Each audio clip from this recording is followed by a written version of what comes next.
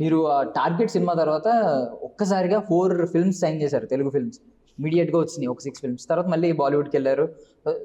కానీ ఇప్పుడు చూస్తుంటే మాకు తక్కువగా కనిపిస్తున్నారు, వెరీ రేర్గా కనిపిస్తున్నారు. Yes. రీజన్ ఏంటి పర్టికులర్గా?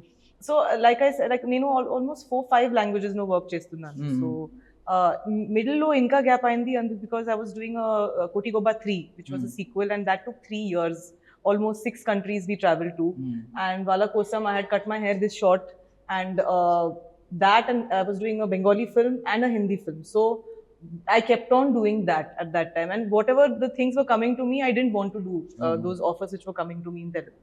So whenever I see if there is some really really good screenplay or something or character, then only I'm saying okay to it. I think only Telugu thing that came on OTT was Ek Mini Katha. Again it was Yes. and Garuda Vega was in this thing, yeah. So but this one is, I feel like I made a good choice.